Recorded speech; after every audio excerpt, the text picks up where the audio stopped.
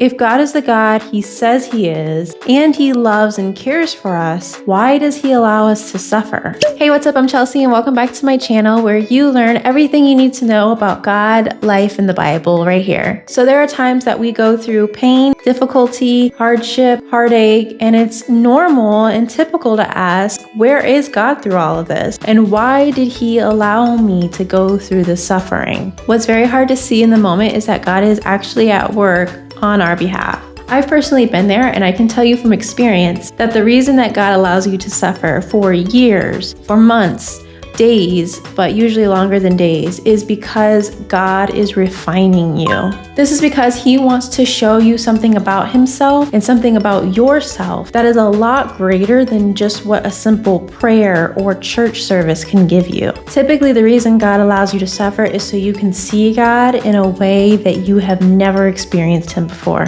This is also why God has different names in the Bible. So we see things like Elohim.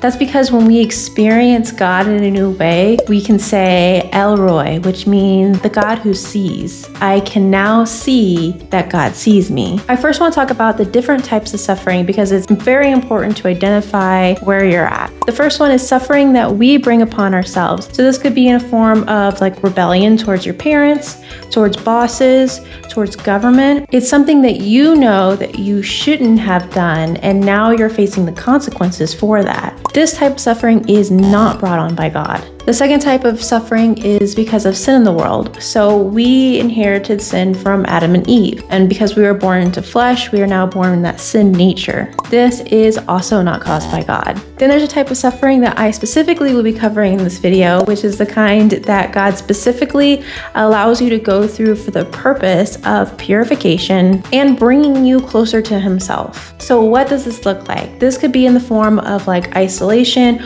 or loneliness.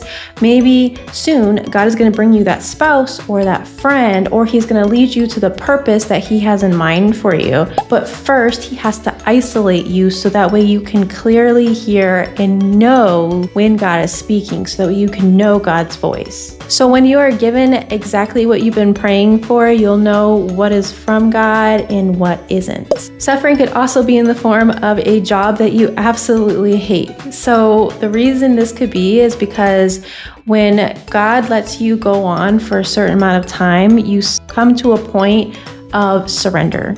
And now you're finally at a point where God can speak to you and use you, and you'll be able to hear, and you're more willing to listen to what God has been trying to say to you. Don't think just because you're not a missionary or receiving public persecution that suffering doesn't apply to you. God can use any situation to bring you closer to Himself. So why does God actually allow suffering? So one reason is because God is trying to prune you. Pruning is because there's a part of your life that is not helpful to you or helpful to anyone else, and it needs to go. So for example, it could be a certain activity or a certain trend that you're involved in, and it's really hard to tell you apart from a secular person. God will put you through a pruning process that cleans up your branches and gets rid of the dead ones. In John 15:2 it says, "Every branch in me that does not bear fruit, He will take away, and every branch that does bear fruit, He prunes, so that way it bears more fruit." God may also allow suffering to discipline you. Now, this is not an expression of anger or punishment.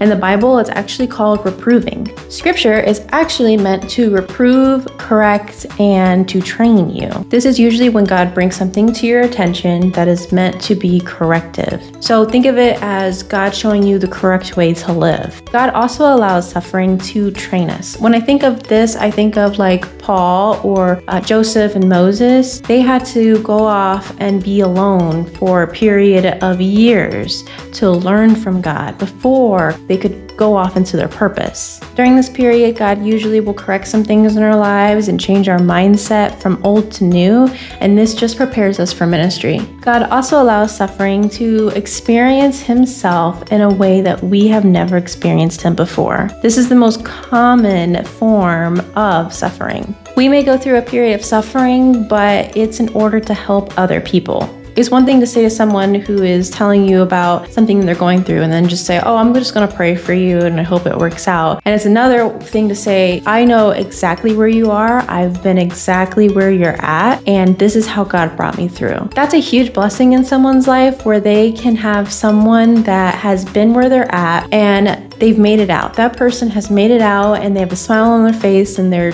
talking about all the ways that God has delivered them. That brings that person hope. Like, there is hope for them in their situation. But you would never have been able to relate to someone in that way if God didn't let you go through that first. Lastly, God allows suffering to humble us. If God gave us exactly what we asked for the moment we prayed for it, it's possible that we would take credit for it for ourselves. God will allow us to wait, so that way it not only refines us, but when we end up with what we've been praying for, we know without a shadow of doubt that the only way we could have gotten that is if God had given it to us. If you're going through any one of these times of suffering, please comment what you're currently experiencing, or if you have anything that I can pray for you on. Also, if you are new here, please subscribe, and I will see you guys in the next video.